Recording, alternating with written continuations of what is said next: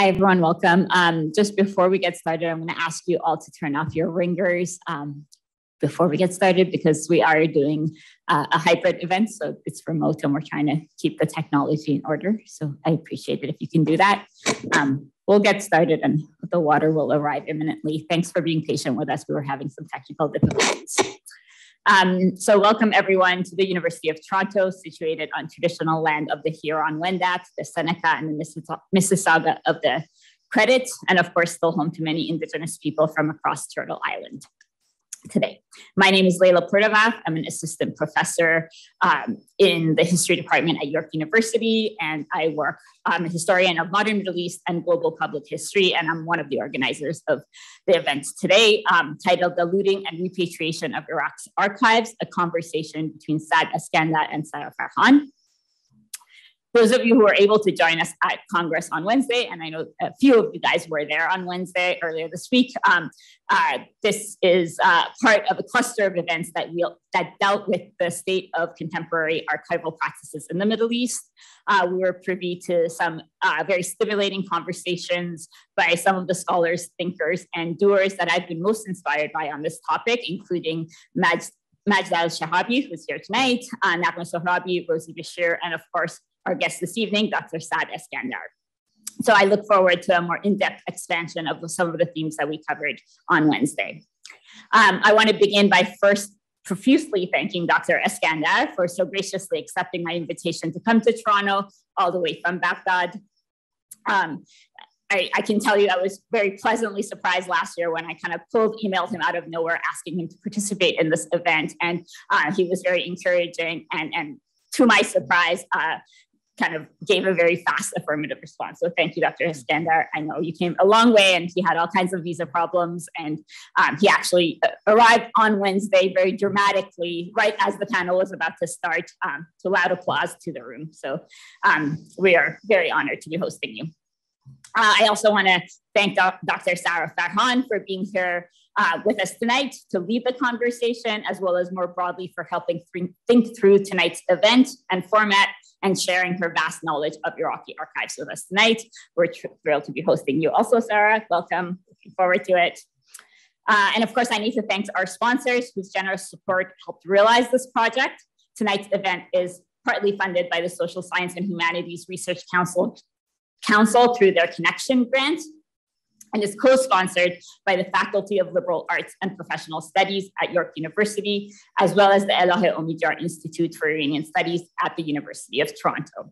I know that Dr. Elahé Omidyar Mir-Djalali is joining us this evening remotely, so I'd like to offer her our deep gratitude for her exemplary support of the Institute at University of Toronto over the last few years. So many of you have been to a number of events, and it's thanks to the generous donation on her part. And lastly, I want to thank some of my co-organizers for this event, Professor Thabit Abdullah, who will be introducing the event right after me, Mohammed Tawakkoli Targhi, Professor Mohammed Tawakkoli Targhi, of course, Ali Hamoudi, and Shadnan Rahimi Golkhandan, who have helped conceptualize and coordinate the various events and activities associated with Dr. Eskander's visit. Just a few housekeeping. So tonight's event will begin with some short introductory remarks by Professor Abdullah. It'll be followed by a 45-minute about conversation between Sarah and Saad, and then we'll open it up to moderated questions from the audience. Those of you who are joining us remotely, again, welcome, and we will be taking the questions as part of the cluster of questions. So please drop your questions in throughout the event into the chat, and we'll be kind of collecting those and try and get through as many of them as possible. And now I'll just introduce my colleague, Professor Abdullah, and pass the mic. So Thabit Abdullah received his PhD in history from Georgetown University. He currently holds the position of Professor of History at York University. Prior to this, he held positions of Assistant Professor and Director of the Middle East Studies Program at the American University in Cairo, Assistant Professor of History at Oklahoma State University, and Associate Dean for External Affairs and Chair of the Department of History at York. His chief academic interests are medieval and early modern social and economic history of Iraq. He has also published on modern and contemporary Iraq.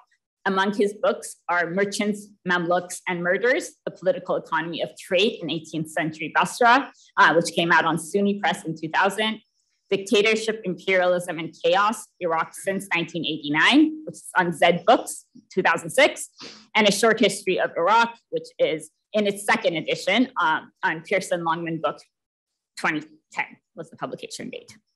In addition to English and Arabic, his works have been translated to several languages, including Italian, Spanish, and Chinese.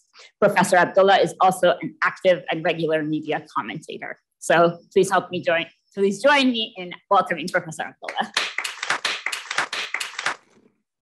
Thank you so much.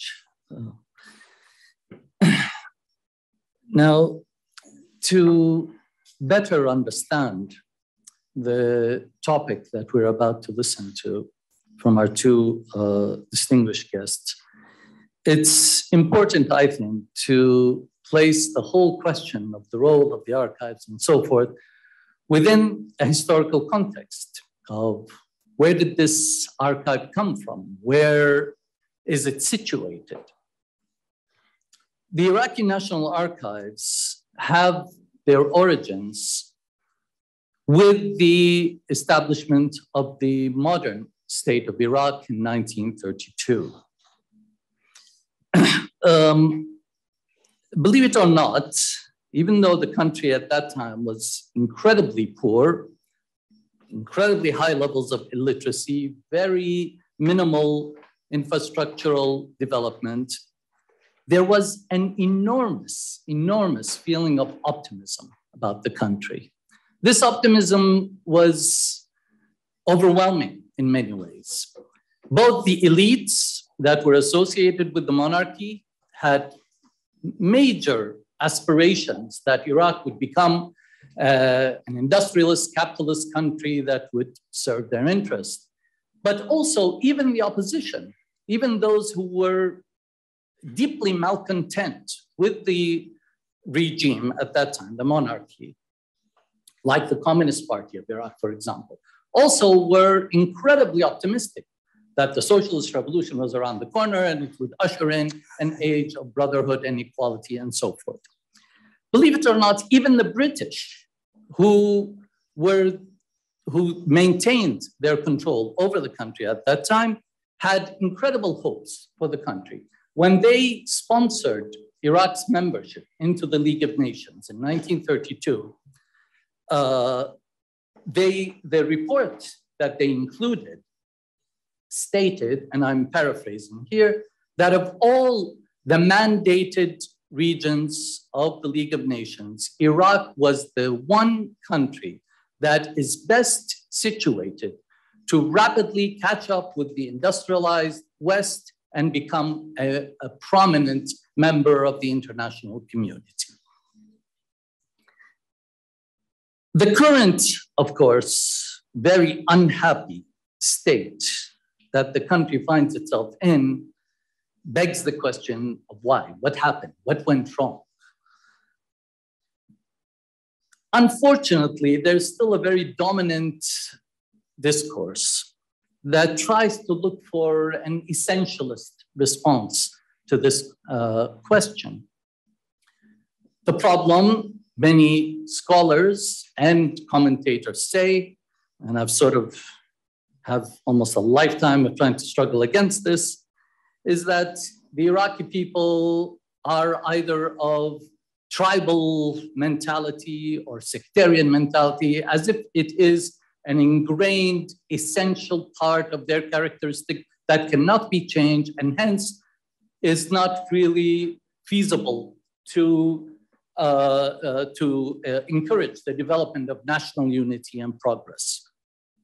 Others point to sort of an original sin kind of theory, that Iraq was created by the British, people who don't get along together were lumped together, quote unquote, and therefore that is the problem, it's an artificial state, as if there is something that is not artificial in the establishment of any state.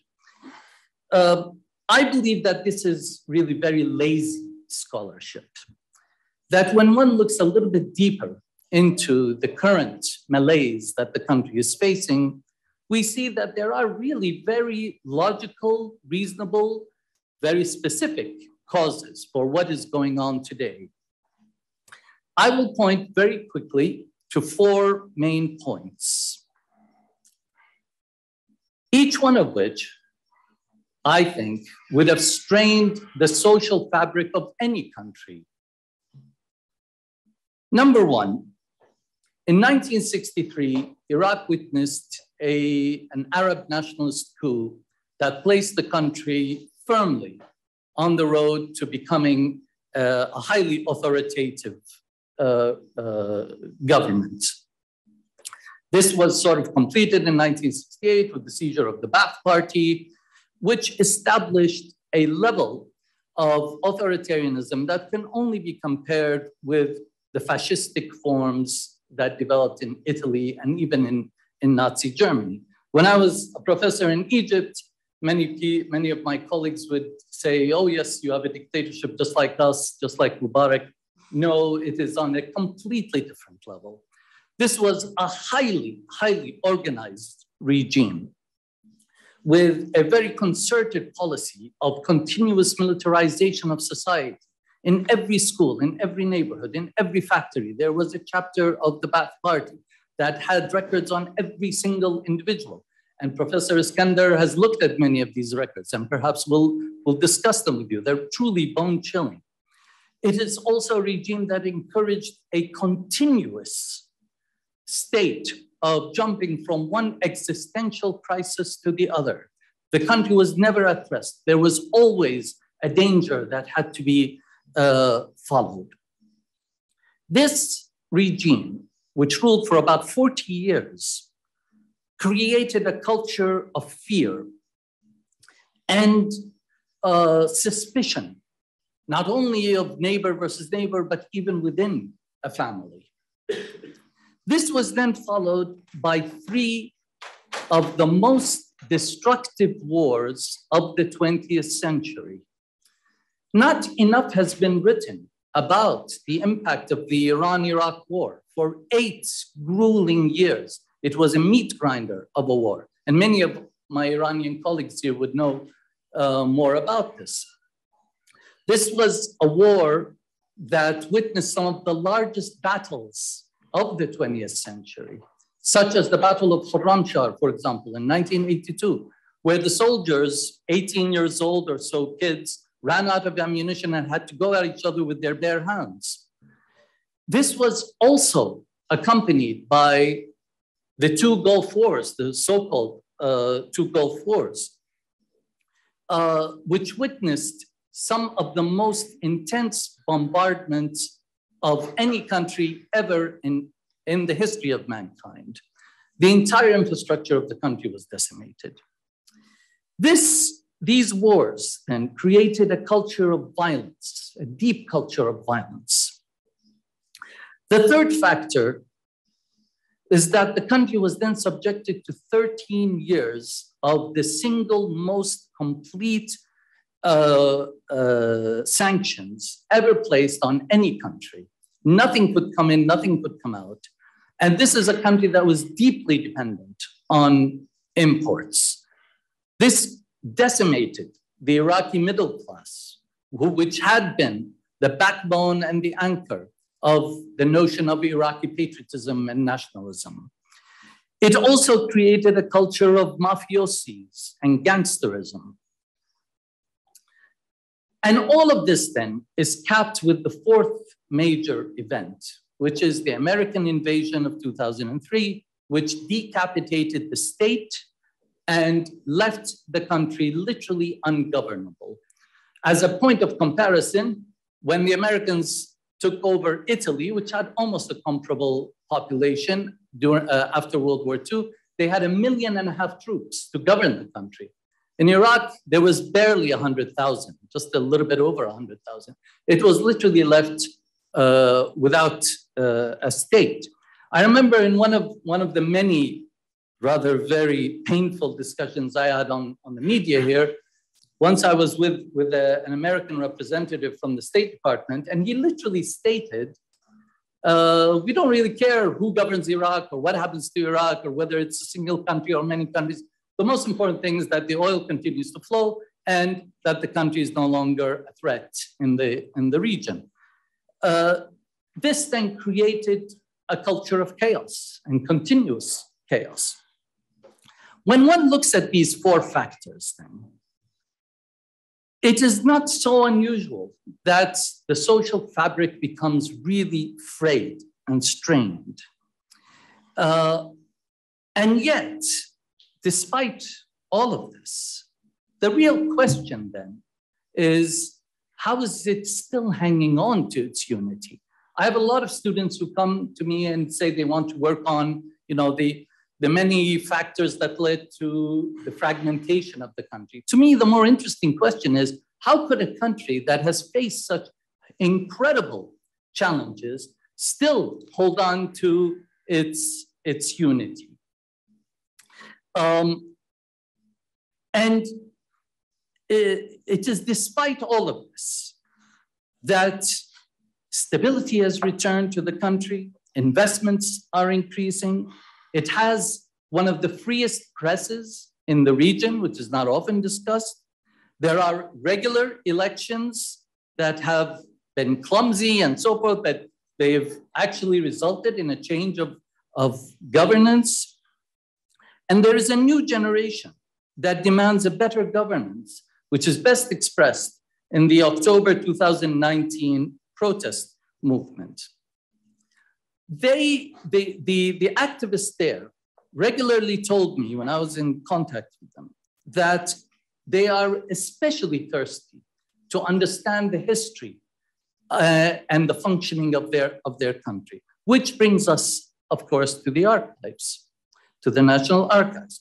The struggle to save the archives, to organize them, to place them at the disposal of the population at large, is in fact an essential part of the rebuilding of Iraq.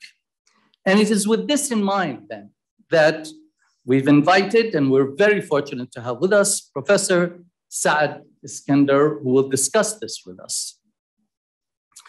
Professor Eskander is a historian, a scholar, and former Director General of the National Library and Archives of Iraq. He's currently serving as the Cultural Heritage Advisor to the Ministry of Culture, Tourism, and Antiques, and Technical Supervisor of the Iraq National Archive. He holds a PhD in history from the London School of Economics, and he was a key figure in the fight for the repatriation of the Ba'ath records, which were brought back to Iraq.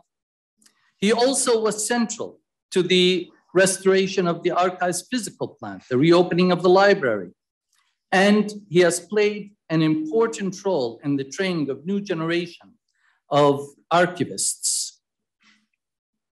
Dr. Eskander's work has been recognized internationally, and he is the recipient of many awards and honors, including the Archivist of the Year Award by the Stone Foundation and the Middle East Studies Association Academic Freedom Award. In 2010, Dr. Eskander was elected as Iraq's representative at the UNESCO Intergovernmental Committee for promoting the return of cultural property to the country of their origins. Now, to assist in the discussion with Dr. Eskander, we're especially fortunate to have Professor Sara Farhan, who is very much one of our own. She completed a PhD from York University's Department of History in 2019, was assistant professor at the American University of Sharjah, and is currently assistant professor in the Department of History at the University of Northern British Columbia. Her research addresses the social history of science, medicine, and technology in Iraq and in the modern Middle East as a whole, focusing on knowledge production, professionalism, and the politics of archives, record keeping, and acquisition. Aside from her scholarly publications, including a much anticipated forthcoming book on the history of medical education and public health in Iraq, she has also worked on several archival projects, including helping with the restoration and preservation of the Iraqi Medical Association archive. She's also been very prominent in the media on issues relating to archival production, such as her work for the repatriation of the so-called ISIS documents seized in Mosul by a reporter of the New York Times. So please join me in welcoming our two guests. Thank you very much. For those of us who work on Iraq, we are very familiar with the behemoth effort that Dr. Saad Eskander has single-handedly taken on to allow us access to the building blocks of our profession. And it brings me great honor to be sitting here with you as someone who has accessed the efforts of your labor. So I'm going to have to ask you to go back all the way to when this project, this process began in 2003. And I would like you to bring us back to your arrival to Iraq, what you encountered. How daunting was it to witness the status of what you had to take on? Thank you, Sarah. Thank you, Professor. Thank you, Leila, for having me here. I'll be direct and honest about all these events. I was in London in exile. I lived in exile for many years. I watched the burning and destruction of all Iraqi educational and cultural institutions outside the region of Kurdistan. It was a painful view to see on TVs and so on. So after the fall of regime, I came back to Baghdad along with many Iraqi intellectuals. Among us were writers, painters, journalists, sociologists, and so on. The aim was, we came on the one plane, went to Syria, and from Syria by car, bypass went to Baghdad. The aim was to help rebuild the country with the rest of the Iraqis. I stayed behind. Most of them left because the condition was deteriorating in terms of security. Late November 2003, I was a candidate for the job of the Director General of the National Library and Archive in Baghdad. I knew it was the most damaged institution in the country by far. It was burnt twice, looted, destroyed. The infrastructure was in there, the equipment were looted, 60% of the archival collection were looted, 30% of the rare books, important publication were just disappeared. I learned before that no one was willing to take over the job because there was nothing there. So I was lucky in being nominated after 20 years away from my city, Baghdad. Yeah. So you're saying 60% were looted, destroyed. Do you know what these records were? What was looted or what was destroyed? Do you have an idea? Yes, almost the archive of the Republican period, the Second Republic and the Third Republic. By the Second Republic is the Arifi period from 1963 up to 1968. And the Third Republic is the Saddam Republic from July 1968 to April or March 2003. That was targeted. I don't know why, maybe the reason that it documented the history of Iraq and they wanted to create a gap, a memory gap in that. Maybe that is the main reason. And the way it was burned was systematic, that nothing left of this collection of Republican period. And you say they, in your opinion, who do you mean? Different groups attacked the National Library and Archive. The first are the Ba'athists themselves. Just before the fall of Baghdad, Saddam issued secret directives that in the event of fall of Baghdad, la samahallah, God forbidden, that should all the archives of the state should be burned. And the first victim was the National Archive because it was the beginning of the destruction. It was with the entry of the American army to Baghdad on the 9th on 10th of April. and continued until the 12th of April. So it was systematic destruction to the archive. You have ordinary looters who took the equipment and furniture and so on. Apart from that, there is another group, professional thieves, those who looked for rare books in order to sell them and to smuggle them outside the country. So what remained behind? What did you have to go through and unpack and catalog and maybe salvage? Yeah, I will have to start below zero. At that time, we had only 65 staff, which wasn't enough. By the way, the regime, any civil servant, they wanted to punish, he or she will be transferred to the National Archive. To work with you. This is one. The Minister of Culture called the National Library Archive the cemetery of books. Wow. And this is official and well documented. So this is the view of the regime towards education and culture. So we started with these 65 people until we reached 560. And started to rebuild the infrastructure, to train the staff, to inject new blood by hiring young men and women, by modernizing the management system to be more democratic, to be more liberal-oriented. Every decision was taken by vote, even if they could vote to kick me out of the institution. So I give them all this because it was important for me that my institution will reflect the transition from dictatorship to democracy.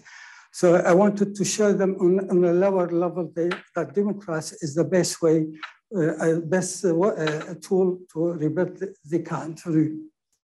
Apart from that, I needed to change the legislation, all the legislation in Iraq, up to this moment, after 20 years after the fall of the regime, the only law was changed. The one I drafted a new law for the archive, in which I tried to combine both sensitive archives of the former regime with the historical archives, so that I will, in the hope that I will prevent abuse by all these political parties, because everybody abused them, the Americans, Iraqi political parties, Western Arab media took these documents and used them for different purposes. For example, I start with the Americans. The Americans took the majority of the archives of the states, not the National Archive, the archives of the states, especially the archive of security organizations. Their objectives, they have several objectives. One of them is for propaganda. Second, information is a tool of control of our society. Third, they wanted to justify the war, to find evidence on mass killings, crime against humanity. They wanted evidence on mass killings of Iraqis, the Marsh Arabs, the Kurds, and other minorities in Iraq. Unfortunately, that was developed into a cultural imperialism in later stages, when these our records were used to be used for research in United States. It became accessible to American researchers to use them to conduct researches to tell us our history. In a way, they are imitating the classical Orientalists. They look at us as raw materials, and we cannot understand it. So they took it and they did research on them. This is the first group who attacked the archival research. The second group, the Iraqi political oppositions, they wanted to make political gains through these records. They wanted to blackmail their opponent. They used them as a tool to get to power. the third group were some opportunists who wanted to make money out of the suffering of the Iraqis. For example, these groups of the opportunists established the Political Prisoner Association. They seized a lot of quantity of documents and sold them to the victims or their families. And then they made a deal with the Americans and they sold the whole archives to the State Department in, I think, in 2007, 2006.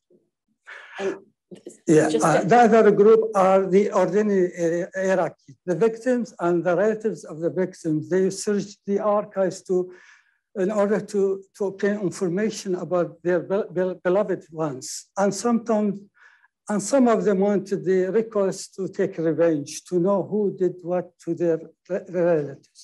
So these different groups who attacked the archives of the former regime. Right, and just to add to the political opportunists, the ones that are using this for blackmail or to get the victim's family to buy these documents. So you can get an access to a card. It's called basically like the Shaheed card, like a martyr identity card, where it allows you to gain access to certain services. So this was almost like a weird black market that was taking place because of these archives. So when you were telling us what was taken and what was looted, you know, I can't help but sort of start to theorize things. And what was left behind in Iraq is contributing to a specific type of knowledge production and what researchers can access in Iraq. We can talk about what they can access in America in a second. So based on that, what masadar, what sources were left behind? And do you have any speculation as to why those sources were particularly left behind? What kind of history are we supposed to get that as Iraqis? Yeah, I have to go back to something you said earlier about taking and seizing these records. That's why I redefined the function of the National Archives, not to be just a storage for historical reports.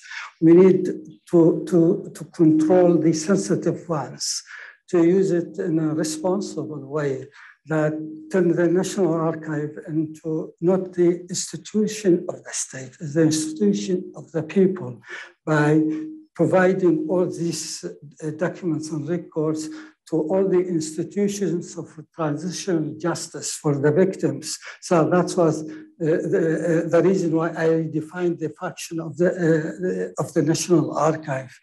Going back to the records, you know, National Archives from the very beginning was a tool of control, a tool to manufacture national narratives. So it was always in the hand of those who were in power. From the origin of the politics of archives goes back to the 1930s, when the archive of the royal court was used in a way to justify why Iraq imported a king from a Jazeera.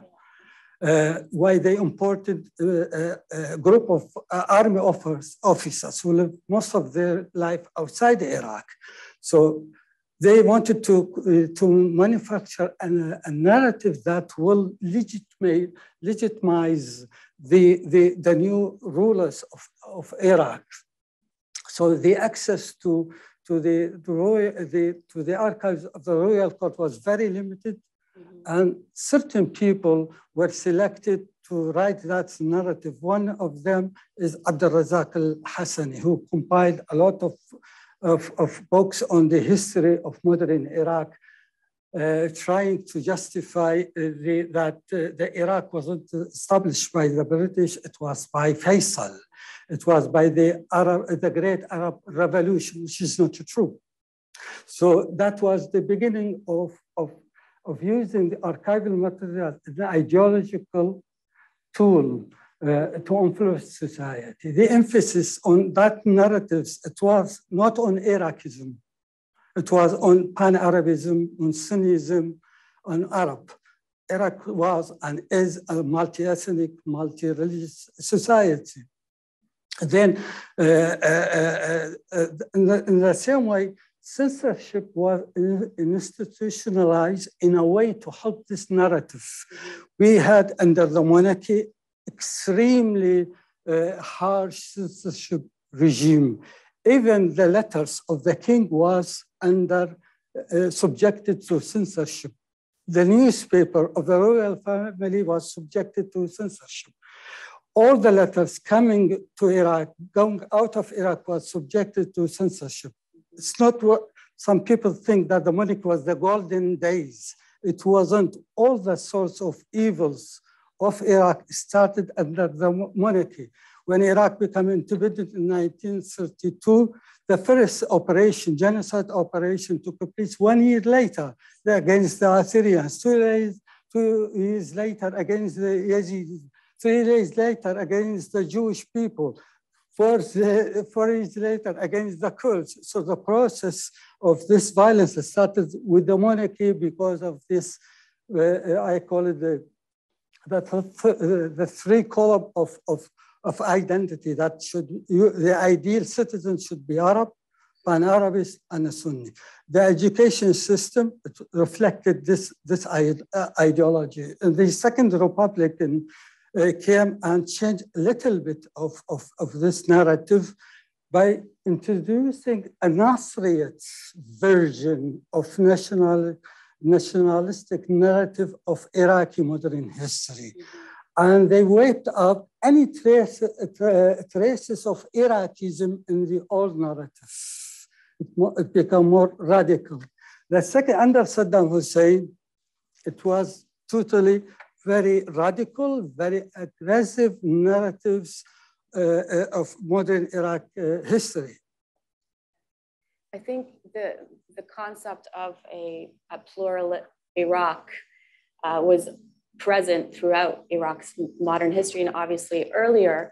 And this was a source of celebration and also a source of great contention, especially with the rise of various forms of nationalism mobilized by armed groups.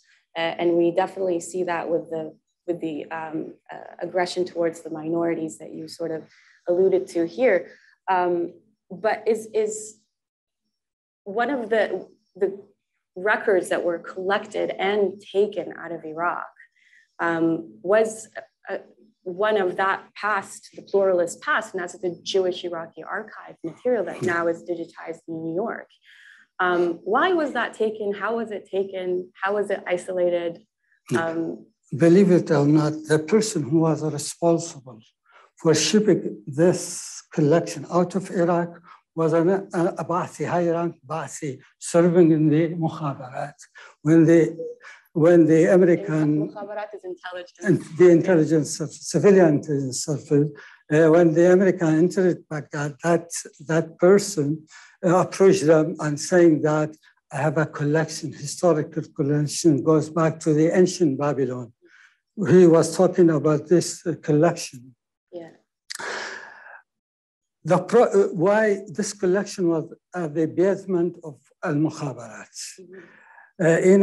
In Iraq, the genocide took different forms: physical genocide, legal genocide, economical genocide, cultural genocide. Saddam Hussein, after a period, wanted to sever any link between Iraqi Jews and Iraq. So started to attack all the synagogues, all the schools in Baghdad in order to destroy what remained of their heritage, in order to wipe out their place in our memory, especially so we had 3 collections, one kept at the basement of Mukhabara, one at the National Library to subject to the censorship regime, and another portion was kept at the museum. So that the one which is now shipped out of Iraq and it's in Nara in Washington, D.C., represents only 1/3 of the collections of the Jewish archive. It's not really archive. It's a collection of old and modern books with very few documents. The reason they were shipped out of the country reflect the exaggeration about its significance, because they thought they will see thousands of Jewish or Hebrew manuscripts. It's only 1, 2, 3 manuscripts were there. So its significance is more political than cultural. Mm-hmm. And it's obviously one of many archives. So I'm just going to take you back to this question. Why do you think the records that were left behind, what kind of history can we draw from those records that were not looted? Perhaps they were targeted and then just nobody had a chance to take them. But, or do you think that there was a reason why these were neglected? Maybe they weren't seen as important for political or financial gain. Maybe they're not wanted in a black market sort of shopping list. But what kind of historical narrative can we put together from what you saw when you arrived to Iraq and what you saw and you went through? What kind of history are we supposed to compose out of what remained? Yeah, first, the looting and the destruction create a huge gap. Yeah. In the National Archive. What remained were collections of what remained from the archive of the Royal Court and some collections from minor ministries. By minor ministries, I mean non-security ministries, Ministry of Interior, Ministry of Defense, in addition to the security organization, military intelligence, civilian intelligence.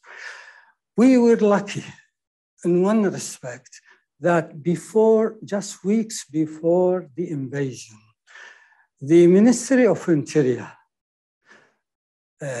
because of an order from Saddam Hussein, sent the archive of the Ministry of Interior to the National Archive to be stored there on temporary basis. And after the war, it will be sent back again to the Ministry of Interior. The good things that staff did, they built a wall, separated this collection from the rest of the building. So when the building was on fire, this collection, this archive remained intact. We were lucky, because these collections compensated everything for us. I tell you the story of Iraq from the British occupation up to early 1960s. So it's not only sad stories, but also good stories. Well, that's really fascinating to hear. Like what we've read about your challenges, we've read about your task, and it's remarkable to get that detail aspect of it. Were there other challenges that you faced, considering there's a new Iraqi state manifesting, there's political chaos taking different forms, civil war, different forms of sectarianism manifesting all around you. People are more worried about, they're dead. No one really cares about the archive, and here you are trying to make some semblance of organization of this, again, this chaos that you've more or less inherited. So tell us a little bit about those challenges. Yeah, I will start with when Iraq was created. It was a disunited society. We needed a government that will put the emphasis on Iraqi nation, not on pan-Arab nationalism. So from 1921 to 2003, I called Miss Bale Iraq, because that was her vision, that Iraq will be a Sunni, pan-Arabist, and Arab, and collapse in a way that all these called national institutions were not truly national institutions. They serve narrow interests of certain groups of politicians. So National Archaeological Museum, National Library, National Archive, all these are the tool of modern state to create a modern, inclusive identity. Mm-hmm. So after 2003, we need to redefine the function and the job and the responsibility of the Iraqi Museum, National Library, National Archive, and so on, in order to move from disunity to unity, to produce a true Iraqi nationality, Iraqi nation, to produce a true nation state, not an ethnic state. Yeah. So when you got to the archives and there's absolute disarray, and you're keeping in mind that the role of an archive is to, as you stated, as an example of modern statehood, modern statecraft. And obviously we can unpack this in a million ways, but I'm really interested in knowing how you managed to achieve your goals and your mission. And you know, like you said, you had 65 staff and you're training more than 500, you're cataloging, you have a vision for the archive, and you're embarking on this with absolute chaos all around you. So tell us about this. Tell us how challenging was that for you? As you know, I'm a historian. Yeah. So I'm lucky to know both worlds, archivist and historian. And I know for facts that many societies went through difficult times like Iraq, Spain, Greece, China, Vietnam, Korea. All these nations went through difficult times. At the end, they got over all these challenges and became very modern nation, highly industrialized, highly progressive. I started with little things. There was no grand design. I exploited any opportunity to invest in the institution. I was lucky to have a friend from Italy, to hire a new archivist, a new librarian. I didn't have money to hire them. The Italian helped me to hire the first 40 young men and women to inject new blood. Then Western media started to talk a little bit about the National Archive, because all the talks was about the National Archaeological Museum. For the first time, they pay attention. So I benefited from that. And I got support from everywhere, moral support, material support from the Czech Republic. No one believed that there is no historical relation between the Czech Republic and Iraq. And they were very generous. They provided me with the training opportunities to my staff. They provide me full equipped restoration lab, full equipped myographic lab. From Britain, I was lucky to fill the gap in our documents to get digital copies of the India Office Archive, because they have a lot of documents that cover Iraq's history in the 18th century, 19th century, even early 20th century. And Dr. Thabit knows about the significance of the India Office Archive for the scholars. So I got copies from them. So I tried to know where to get what support. From America, from the Ohio Genealogical Society, I got a lot of cameras, films, 16mm35, training opportunity from Britain, from France. From the Japan, I got a lot of laptops in order to utilize these materials to create first database for the collections and so on. Yeah, the database is really great. When did you leave the institution? Because there's a significant change for when you were doing this work and when you departed. And I experienced the latter. I experienced unfortunately, the less than efficient state of the Iraqi archives. And we've talked about this obviously before here, but I'd love for you to share that again. When did you leave the institution and what kind of challenges is it facing now? Yeah, I left in early March 2015 because the minister didn't like me at that time for some reason. And at that time, I was at the highest of doing a lot of things, like the project. I started a project called the Digital Library Project. It's a huge project. It cost about $20 million. I wanted to put in that building and using the latest technology to show to the world the heritage, the written heritage of Iraq, the manuscripts, the documents, rare books. I was in the middle of that. The minister decided to remove me from my post, and I decided to leave the ministry until 2020, when the new prime minister decided that I should go back to the Ministry of Culture. So after that, in Iraq, everything depends on the character of the person who will run the show. Yeah, as simple as that. I have to be careful because I go back to that archive all the time and I don't want to say anything that might prevent me from gaining access again. The staff are wonderful. They don't have the support that they need. The technology is outdated. Not after me. Yeah. I mean, if it was during your term, we have some different questions here.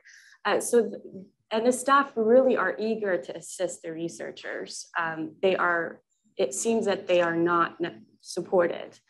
At the same time, my recent visit last year in the summer, the new building with its excitement, and talking to some of the staff at the archive, they're like, oh, don't worry, there's a better future for the archive. Things are gonna be done like this. Don't worry about this kind of letter, bring this type of information for us. So there's this great excitement about this building and what it's going to hold and what the future of the archive is going to look like there. So I would love for you to tell us about this future, but also I want to just pause and talk about this digitization aspect. So for those who have access to the world category, the online world category, which is now I think is by the Library of Congress, took over that website. It's Dr. Saad Eskander who digitized the magazines that are available there. So that would be Layla, the one that the first women magazine in Iraq is all digitized. All of the copies are there. There are several important magazines on there. There's some records from Midhat Pasha's magazine in the 19th century, and of course others. So that was your effort, and many are benefactors of it. So what is being digitized, but also tell us about this new building and the future of the archive. So two questions. For me, it wasn't enough to renovate the old building. I added 3 buildings to the one, to the old building. The most important one was the Generation Library. I created a small national library for children between the age of 5 and 15. It was important for me that our children go there and to learn a little bit about music, about art, about everything. So it was, my vision was a model that will be copied, and in every province there will be a similar generation library for children. Because before, during 60s and 70s, we had very good network of public libraries in which all the Iraqis benefited from them when they're doing their researches. Unfortunately, they collapsed during the sanctions years that Dr. Thabit mentioned that affected deeply the Iraqi society. People don't like to read. From early 1990s, they abandoned, I was shocked that in every house there was a library. Almost in every Baghdadi house, there was a library. Yeah. After that, it disappeared. No one interested in reading and education and culture. So we need to bring this taste. We need our children to taste this world of culture, world of heritage. That's why I implemented the generation library as a project, as a model for the rest of the country. To this one, I added the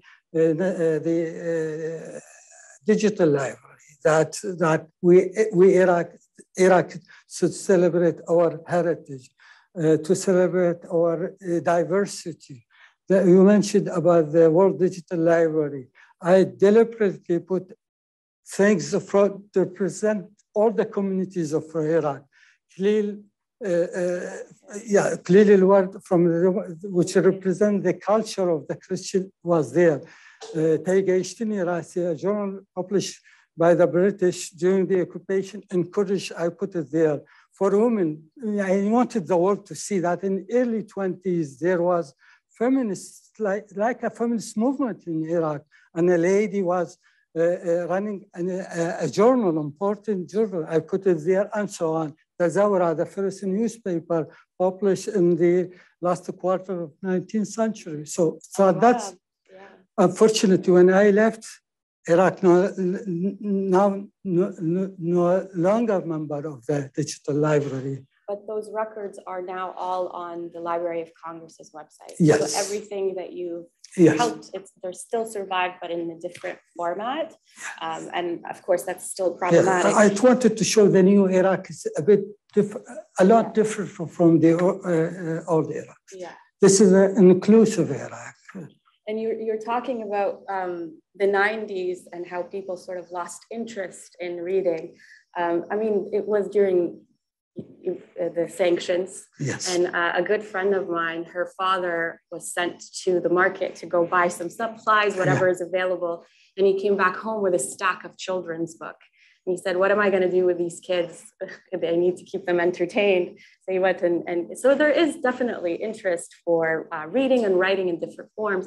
But just like the questions that I was so scared to ask when I returned back to Mosul after the liberation from ISIS, there are people still looking for their dead ones under the rubble. Yes. And I'm here asking about the conditions of the libraries and the endowment libraries and the archives. I felt almost like I'm insulting whoever I'm communicating with. It's like, oh, well, how did these Ibn Khaldun library, for example, at the University of Mosul, why did it survive? And of course, it was all because of the students of the university. They ran and took it over before ISIS set it ablaze. So I think that's one way to look at the, perhaps seemingly disinterest in reading in the archives in the 90s, as people were dealing with different sort of, their priorities have shifted more or less. And just to sort of add to this narrative about Mosul, the decentralization of archives is something that you and I have talked about prior to this setting. And I'm really interested in your perspective about, on the one hand, here's your effort to restore a central archive that we've seen the history of centralization and the consequence of centralization of archives in Iraq. This predates 2003. There was looting during the Iran war of various endowment libraries. There were also looting in the 90s. During the sanctions, there was looting. So this history of damages incurred by these centers, not just the Central Archive, but various libraries, is prevalent. Having said that, nothing compares to what took place after 2003. So I want you to sort of give us your insights about decentralizing the archive. Yeah, this is part of the management system of our cultural heritage. Antiquities, records, and all other heritage and cultural activities highly centralized from the very beginning of the Iraqi state. I mentioned that Iraq, the identity was this three-dimensional: Arab, Arabist and Sunni.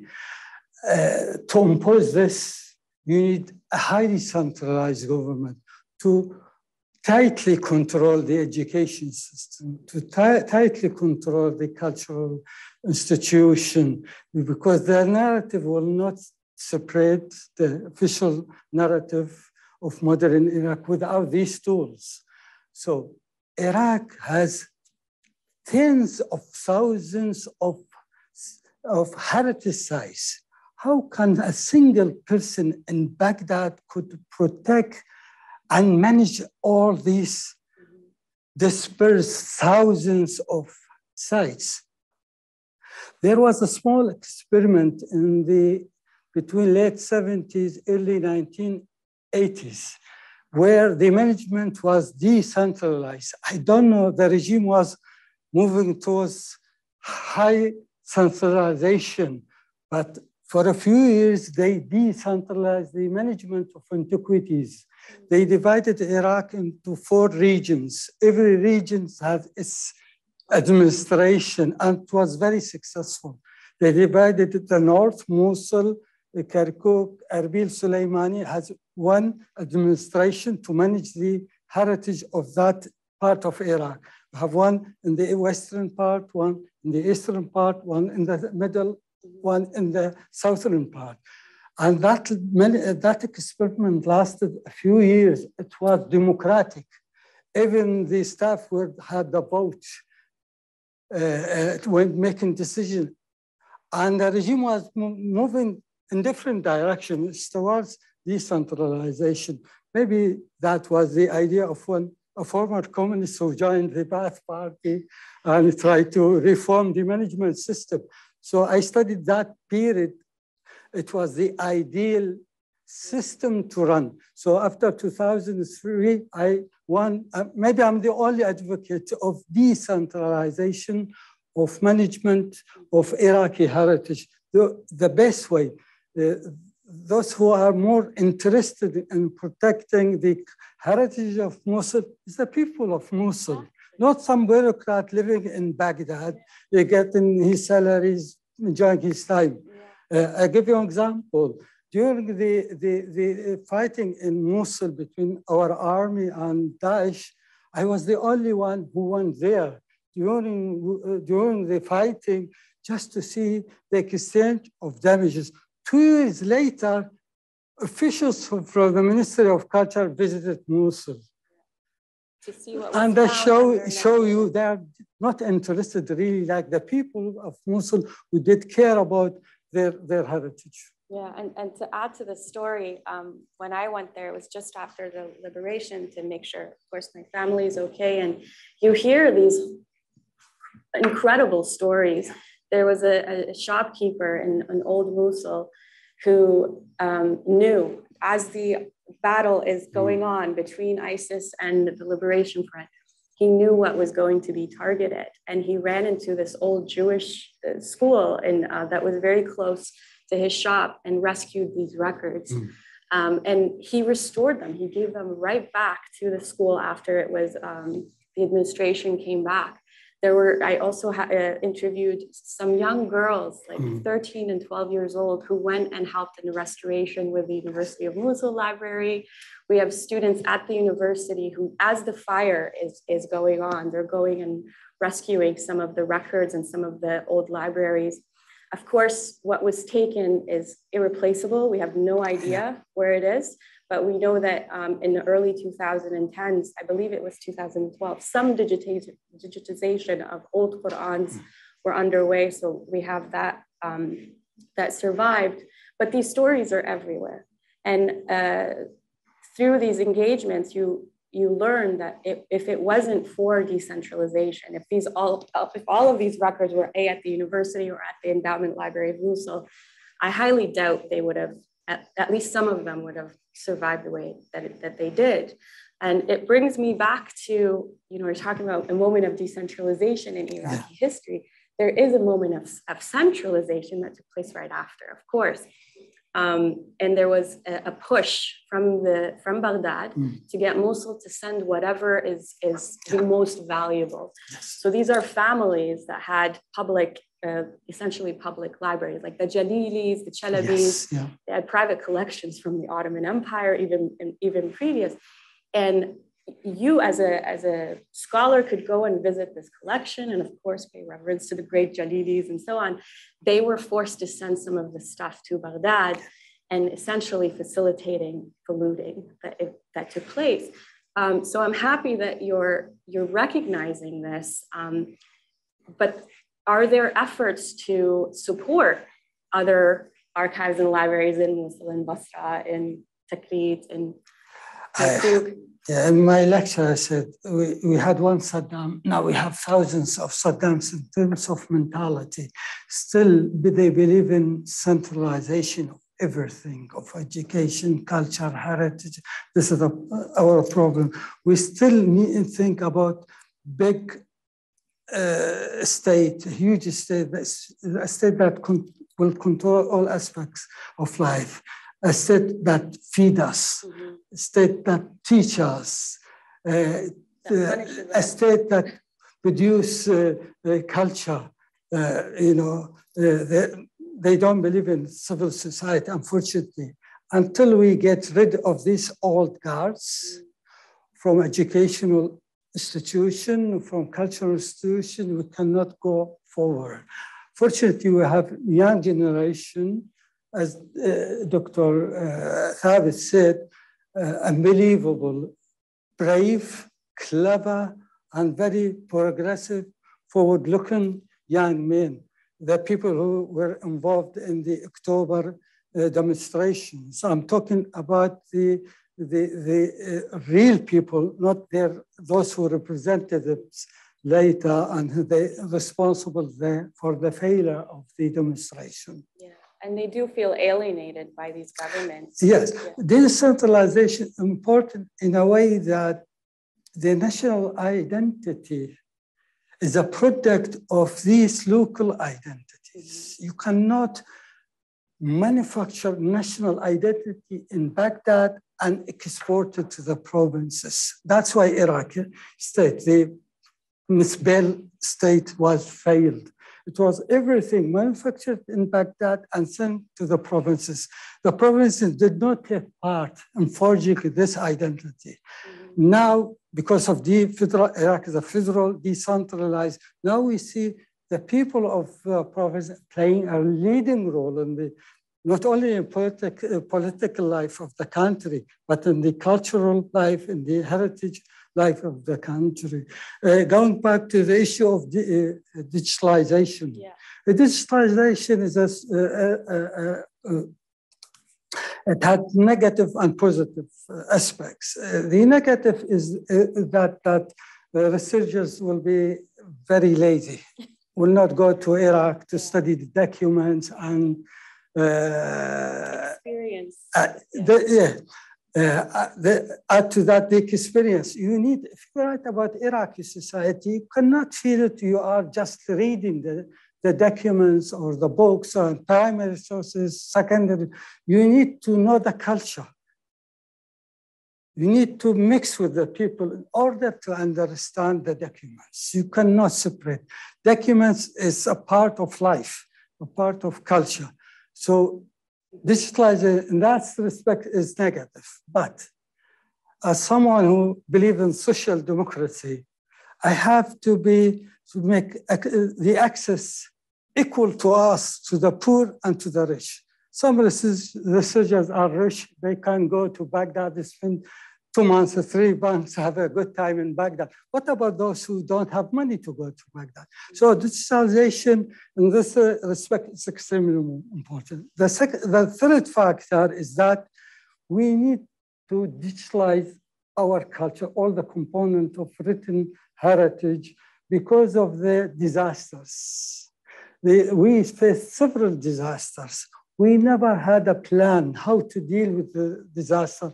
Not before, not during the disaster, not after the disaster. That this digitization, like a tool of preservation, keep away the original materials and use the digital format. Okay, and I'm on board with that. Maybe I can offer a different perspective.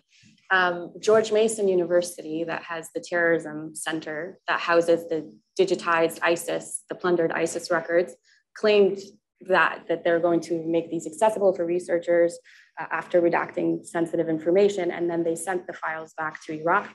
I have no idea where they are or who's handling them. Ministry of Foreign Affairs. And with the Ministry of Foreign Affairs. So why? No one knows why Ministry of Foreign Affairs. Right. So if you want to study, or if you want an explanation, if you endured that, you have to go to George Mason.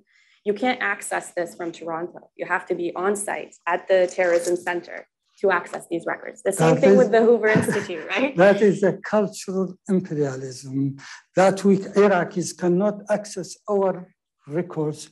We need to go to Hoover or go to the National University of National Defense in Washington, D.C.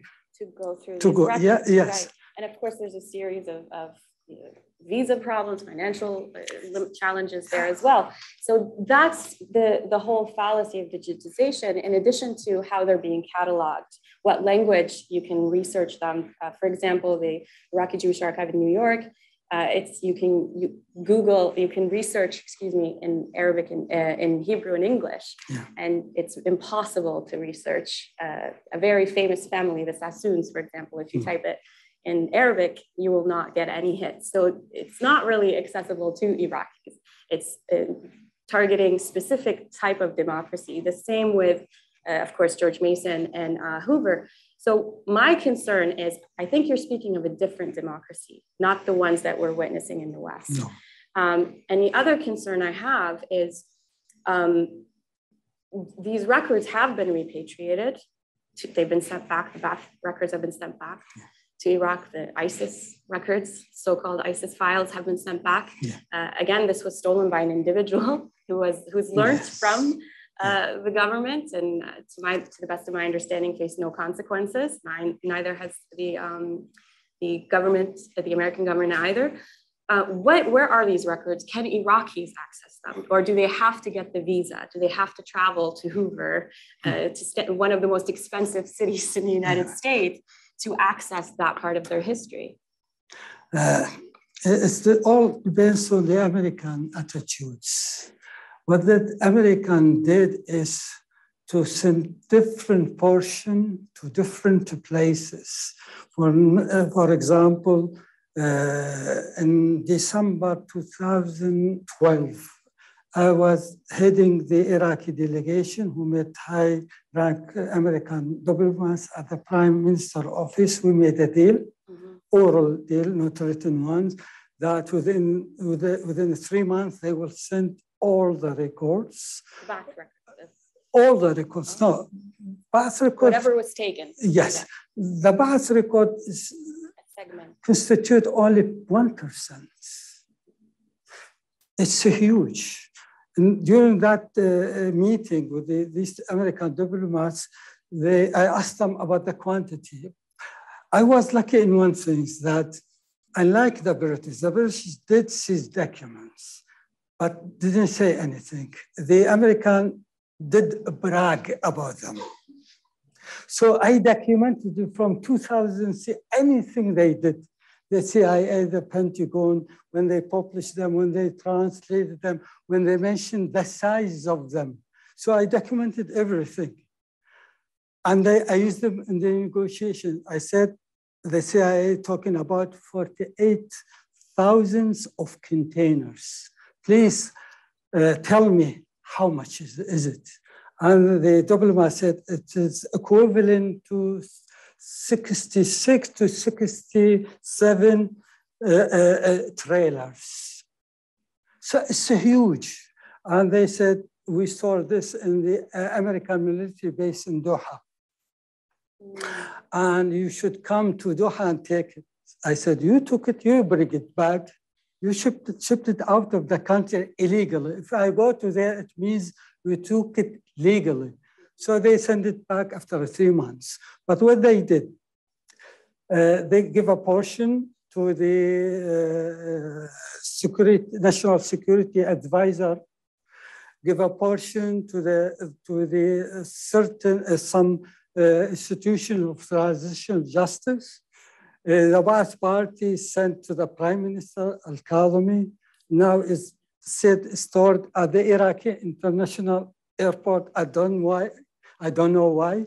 And Daesh was sent to the Ministry of Foreign Affairs.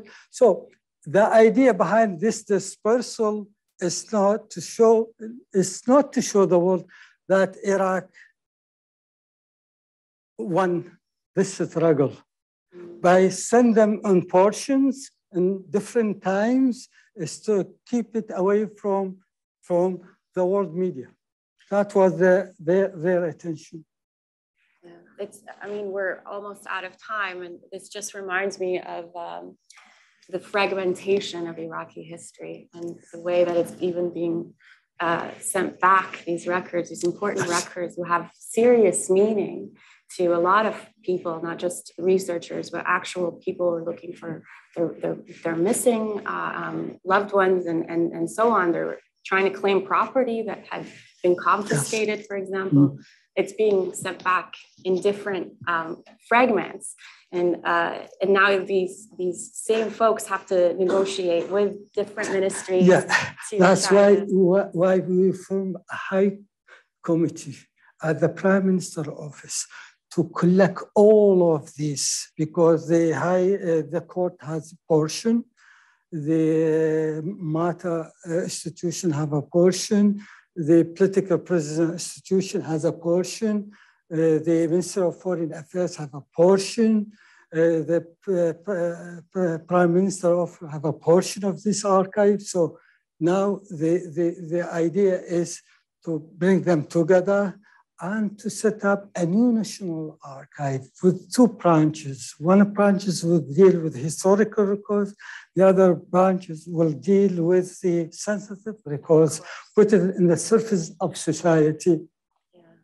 And there's a plethora of legal and procedural aspects. We need to review the legislation, to have a nice building which reflect the significance of these records. Yeah.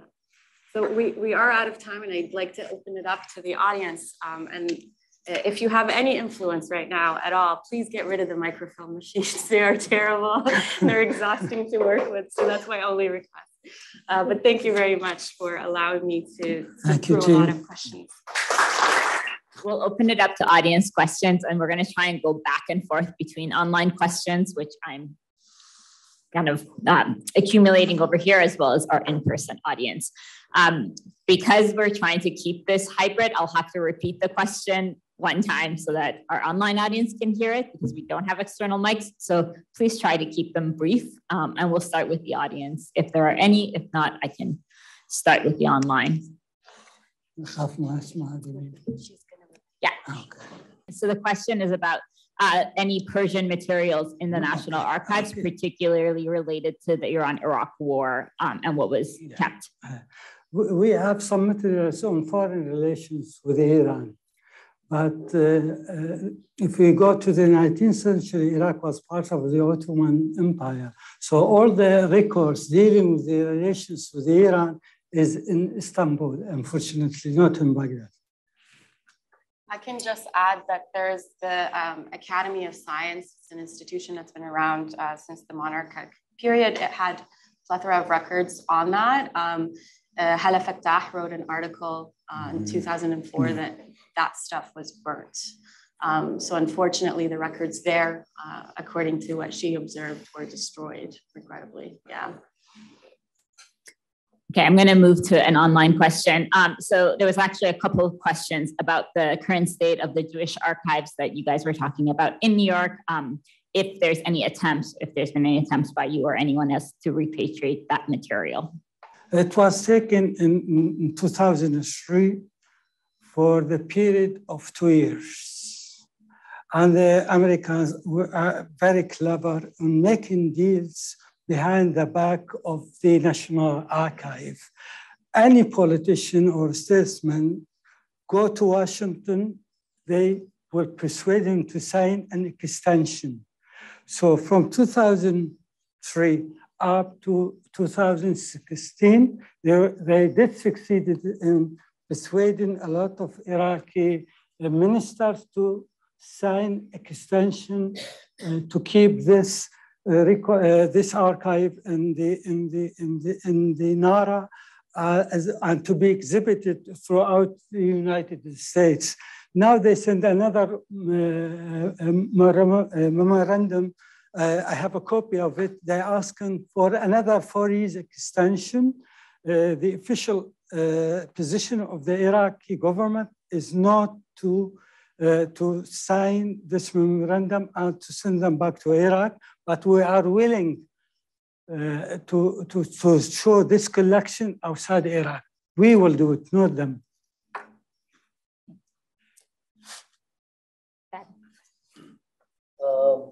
Thank you. I have a question about the issue of decentralization of archives. Now, you made a very, very compelling argument about how useful it is to decentralize.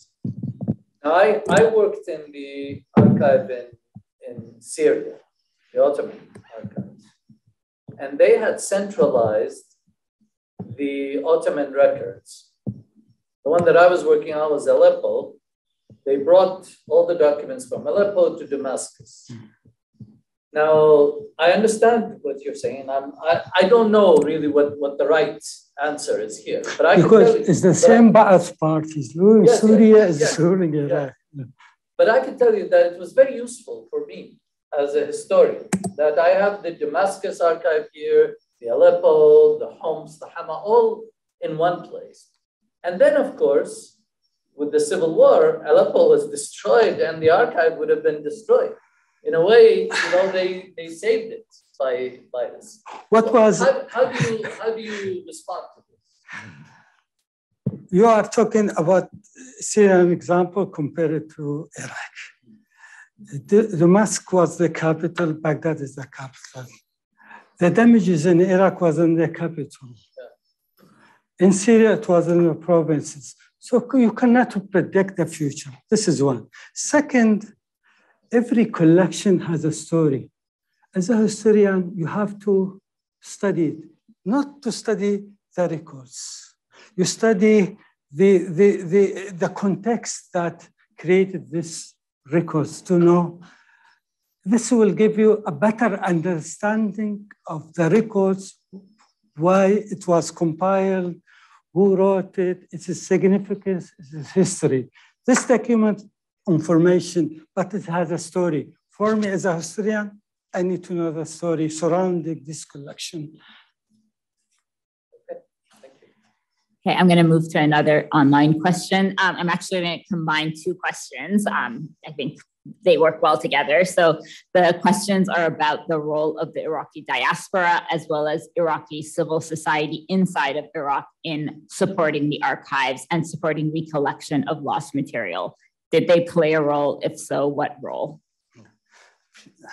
People in Iraqi intellectuals in exile did not really support the effort of rebuilding the country in general. I'm not saying all of them, but most of them. And some of them did harshly criticize people like me for working under the American occupation authority, while working very hard to normalize the country. Unfortunately, some of them were extremely hostile, very negative, even though they lived in the imperialist country, which like America. In terms of the NGOs, we have good NGOs, young men and women doing their best to raise awareness about the importance of the national heritage of Iraq, trying to protect local heritage throughout the country. So the young now is really different generation from the pre-2003. I'm very optimistic because of these young men and women.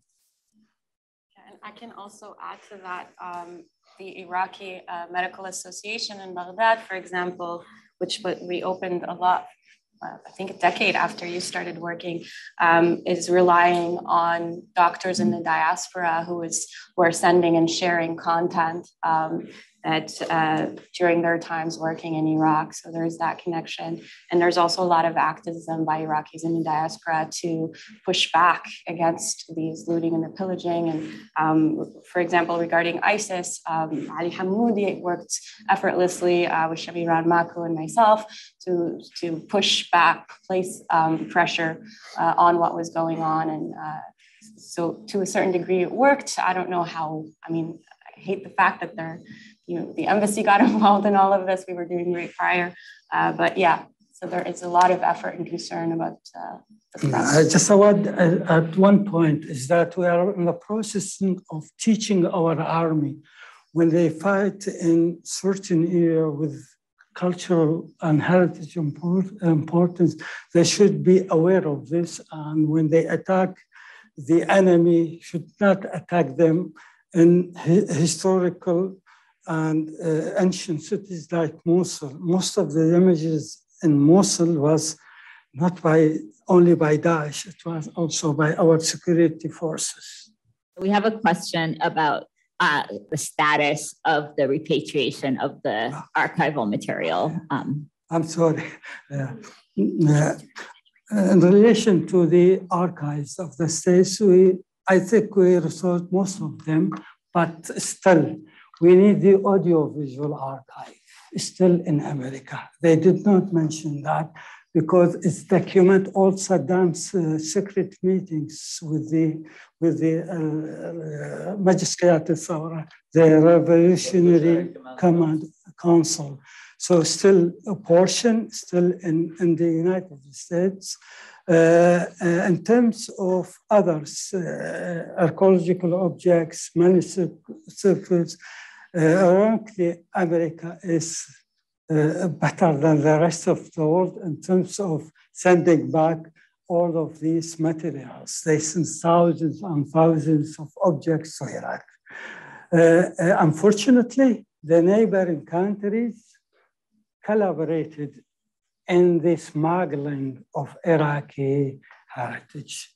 I name them one by one: Iran, Turkey, Jordan, Lebanon, and Saudi Arabia. All of them. Country like United Arab Emirates, it's the place when the laundering of these objects take place. Okay, I'll go back to the remote question. So we have a question about some of the pre-Islamic materials, whether it's in the archive. I imagine they're also asking about heritage sites that were affected, that were pre-Islamic, the status of them and your knowledge. Pre-Islamic manuscripts or? The question is about the archives, but I think you can also generalize it about heritage sites as well. Yeah, we don't have pre-Islamic. Ancient. Antiquities, Ironically, during the war in Mosul, I went to the Namrud site. The Namrud site has a library and an archive. It was destroyed by Daesh, so even the ancient archives was destroyed. Archives in Iraq is a new phenomenon. It's created after the establishment of Iraqis. It took us 4 decades because the National Archive was founded in 1963. So it took us a long time to have a national archive. Before that, we relied on the archive of the Royal Court and the archive of the Ministry of Interior. And there was no regulation for access and use. It all depends on the temper of those who are running these places. Audience questions. Okay, so we have, first of all, a greeting from Jeff Spur, who seems to know you and is very happy to see you here. The question is, what exactly is your new role and how much authority do you possess to engage in the positive restoration efforts that you've been involved in? So. Sorry, the question is about your new role. Yeah, okay. Since you left the archives and what that allows you to do. I'm doing three for the price of one. In terms of, I work as a cultural advisor to the ministry, I supervise the National Archive. I'm now a member of a high committee to set up a new National Archive, change the legislation to build a new infrastructure for the National Archive. We have another. Again, sorry. Okay. Again, I'm involved in the campaigning of bringing back everything taken from Iraq, outside and inside Iraq. Let's take on the British Museum next. Okay, speaking of taking back everything. So the next question is about manuscripts and archives from Iraq that have been taken to Soleimania in KRI. Do you have any statistics on them and their status? I make it simple. Shia manuscripts went to Iran. Sunni manuscripts went to Saudi Arabia. Smuggled in 2003, 2004, and 2005. Exactly, that is the period of looting the manuscripts. And is there a status on? But not the National Center of Manuscripts. They didn't lose a single manuscript. I'm talking about private collections being looted and smuggled abroad. Okay, so there's another question about the kind of cataloging and records of what existed prior to 2003 and what has been lost. Is there a record and a sort of catalog list of what has been lost? Yeah. Ironically, we don't document what we have. All the information given to the West that there was a very good practices at the museums or the archives or the libraries, not true. There was no metadata or database. When we lost a lot of archaeological objects, they were not recorded, not well documented. They just written something about them in the register. There is no photo, no description of the object. Still, we are in the processing of documenting this according to the international standards. That's why the disaster was extremely difficult to deal with, because not everything was documented well. And it was difficult for us to retrieve them without the documentation. Can I just add, in the case of the Mosul Endowment Library in 1982, Professor Abdullah Jabouri and Salim Abdulrazak Ahmed published a huge index of all of the Islamic manuscripts at the library. It was over 4,000 page index, and that's how we know what's no longer there. But that's a very specific case for one library in Mosul. Abdullah Jabouri, the one who was the director of the Saddam Manuscript Center, that man was responsible for confiscating the manuscripts from the holy places, holy shrines, from the mosque, from the churches. He was wearing the bath uniform, doing a tour and forcing everybody to hand over the manuscripts. Wow. Well, he published an index as a result of that, apparently, documenting all of that and what's available in Mosul. And it's because of that index that we know what's no longer in that endowment library. If that the same person? I think so, yeah. Yes, that is his background. I'm going to take this opportunity to actually ask my own question as a historian. I'm wondering if you've noticed... there is no pass. Pardon me? Pass. Pass? Can he pass your question? You can pass, and Sarah can also answer this question. I'm wondering if you've noticed a shift in the historiography in Iraq in the last 10 years as a result of the shift in archival practices that have happened, and if you could talk about some of those shifts. Yes, I recently published an article, a small research on history writing in post-2003. yes, researchers started to talk out to focus on new themes. They were not allowed before to study, like women's rights, like the history and heritage of the minorities. But unfortunately, we don't have new schools of thought in social sciences because, again, the old guys are still teaching like they did before 2003. They don't encourage creative analysis. They don't encourage you to be analytical. It's just to accept what your professor tell you, just to repeat his views, his theories. They don't encourage you to use a new approaches, a new theories, and so on. But still, it's much better than pre-2003 in terms of the topics they select to research. Mm-hmm. I was really interested in that question. I wanted to know what, especially Iraqi students, master's and doctoral students are researching using, in Iraq. So I looked at we were just talking about this, looked at the Maktabat al-Abbasiyya al-Muqaddasa, so the Abbas Shrine Library funded this project where they took all dissertations since the 1970s, masters and theses in any field that was giving out masters and theses and PhDs in Iraq since the 1970s. And I wanted to see what kind of research historians or master's of history and PhD students were looking at after 2003. And they're really curious in that past that is not accessible to them because of the plunder, because of the looting and the destruction. But they're finding really innovative ways to research it.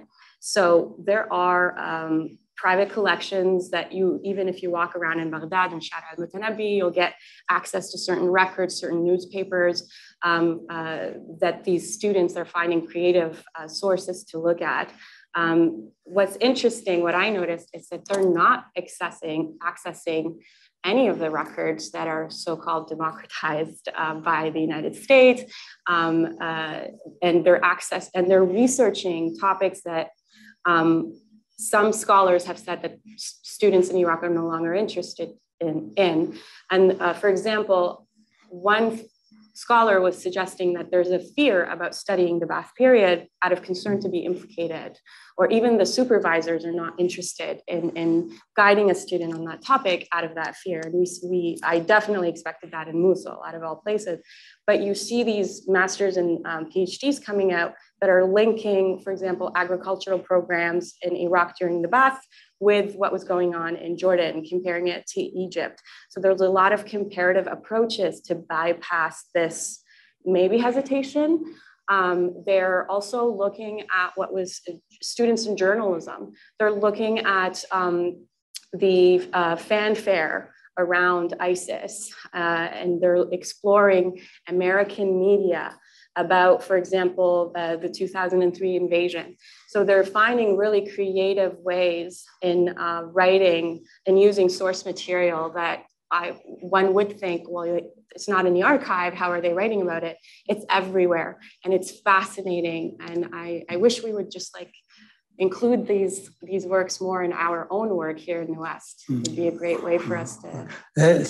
She raised a very important question about the holy places and bring us to decentralization. Now in Iraq, believe it or not, the religious authorities, Christians, Muslims, Sunni, Shiites, and playing a significant role in protecting the written heritage of the country and make them accessible free of charge.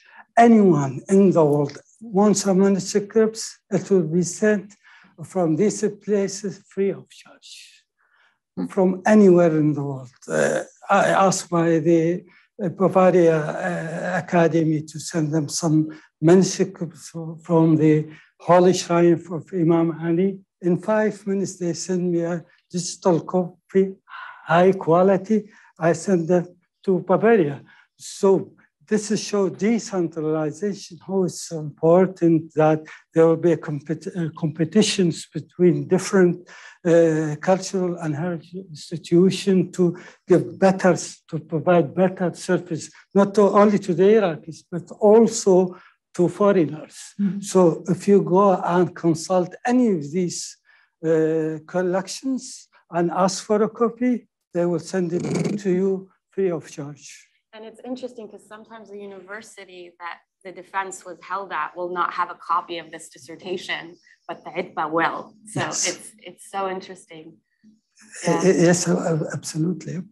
Just a quick follow-up on that, Sarah, because I'm thinking about what you're saying and I'm thinking about the other end of it. So on the one hand, it was part of the justification of the American initiative to say, now that it's in the Hoover Institute, it can become more accessible in a way that it wouldn't be if it was being held in that body. And you did see a proliferation of scholarship come out of that shift that happened. But I'm wondering, in a way, if you can divide it up into these three different, so the Iraqi scholarship that's being produced inside of Iraq, the material that was produced just using the materials in the Hoover Institute, and then the people like yourself who are moving between the archives there and what's happening, kind of talking to a global audience. Yeah. What is that? We should do a comparative historiography, shouldn't we? We should see what's being produced in Iraq versus, this plethora of archives, specific types of archives that are either, religious fanaticism or authoritarian history of Iraq, and see what kind of interest is emerging as a result of this. I think somebody should do that. I don't have time, but I encourage, support. Just last point about Hoover and these people, and show to you how imperialistic, how mean these people. When they sent the archives, they did not send digital copies of the archive in order to monopolize it, to force everybody to go there. So this is the imperialistic way of approaching our heritage, written heritage and documents and our memory, national memory. But if you make it's going to be a competition to Hoover, of course, if there's another institution reproducing these exact records. Yeah, we will bribe millions more than them. So, and at the end, we will win the war, the cultural war. Archive war. Yes, always. It's like the colonial period. At the end, we all liberated and became independent states, and culture is the same. I have a question about any new curriculum being produced in Iraq, sort of the public history of Iraq. I will answer half of it, and Dr. Thabit can answer the other half. For us as a National Archive, we are working hard to provide the means to construct several narratives about the history of modern Iraq, instead of one nationalistic, narrow-minded narrative. The rest of the question will be... No, please. Yes, you are more specialist than me in that. They changed all this curriculum. You have to divide it into... In Kurdistan, the emphasis now is about Kurdish history, ancient history, medieval history, modern history, with little about Iraqi history. In the rest of Iraq, they are in processing of changing the curriculum in the schools. Yes, they are new. To be honest, I didn't read them. I just saw some of them. Are they moving in the right direction? So far, I don't think so. Because if we study the history of Islam, we study the history of the states, not of the opposition to the state, the Umayyad or the Abbasid. So we need to focus on the opposition as well, about the revolt of the Black people, the Janj, and the Karamata and others, about the Mu'tazila. And so we need a revolution in terms of this curriculum that is being produced in Iraq. We'll take one last question. Please keep it short. I would like, first of all, thank you very much for a wonderful conversation. I would like to know in what way you think these new national archives or libraries would be more efficient in mass education and culturalizing Iraq as a model. Yeah, first to make it easy, the access. During my time, everything was free of charge. For example, any scholar wants copies, get the copies free of charge. He wants internet access as a free access. Even the victims, when they come to ask for sensitive records, we give them free of charge. By law, it's not free of charge.